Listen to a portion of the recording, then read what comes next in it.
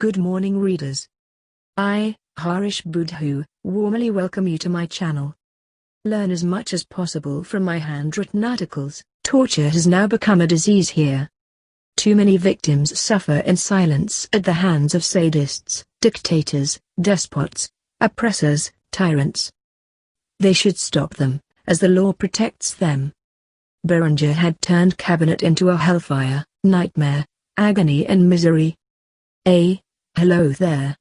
Welcome to this 16th of November 2020 opinion paper. We will discuss two wider issues today. Bear in mind the usual piece of advice whilst reading. In a word, utilize our findings as a starting point or launch pad to reach your own conclusions. Bon lecture. Have a great evening. And we owe a debt of gratitude to all our local friends, who will, in turn, share this paper with others. There is joy in helping.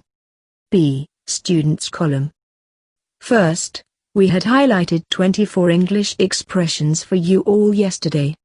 And to be honest with you, we had reread them 5 times by this morning. We know them by heart now. That is how I learn. Second, consider only 9 English expressions of this early morning British Broadcasting Corporation World News from my diary. It gives me great hope for the future. Crime has spiraled out of control. The government has to grapple with the problem of unemployment, growing inequality and divisions in the American society. The social media greatly magnified the divisions and inequalities. Reverse this culture of conspiracy theories.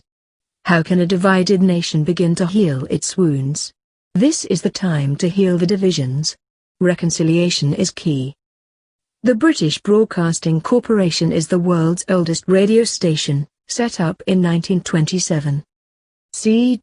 Fighting Back Inferiority Complex, 1978 Montaigne Blanche Public Meeting and 1982 Cabinet 1. It is the 4th part of the series on the feeling of being inferior. But why so many articles? I meet many people every week. I pity those who still think that they are inferior, or are born and made to be low grade, substandard and insignificant.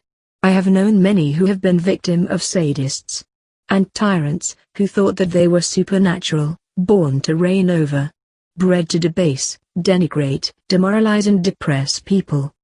They enjoyed hurting the feelings of others. It is a disease in our country. You can stop it.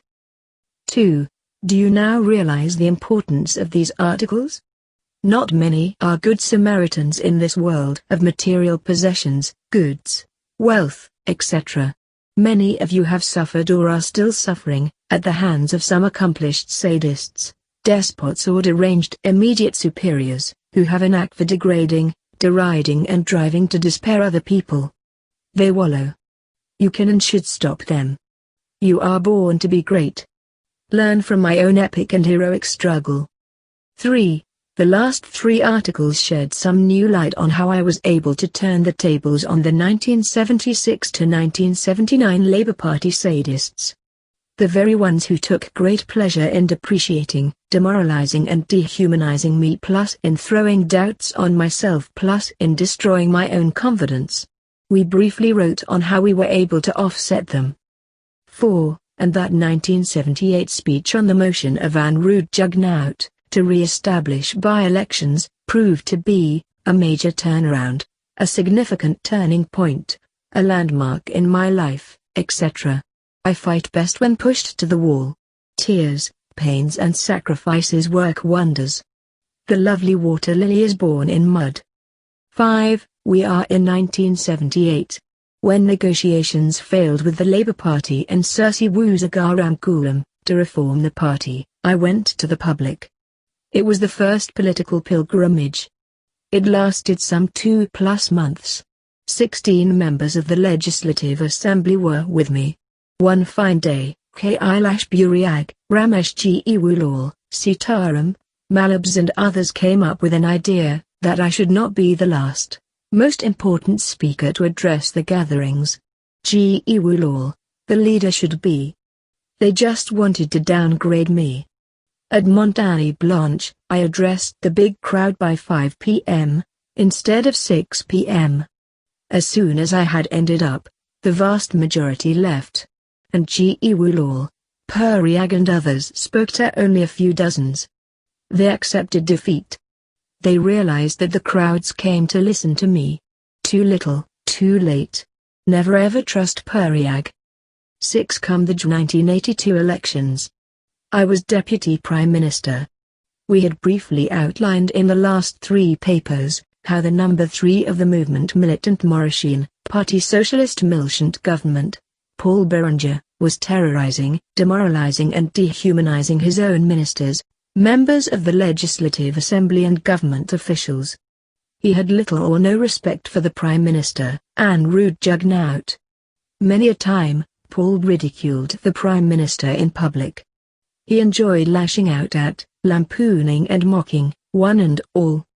It was 1960s revisited. The racist press, including L'Express, blindly backed their Newgate and Duval. He was a real sadist. 7. And without surprise, I was turned into the villain of the piece, nay, the hydra-headed snake.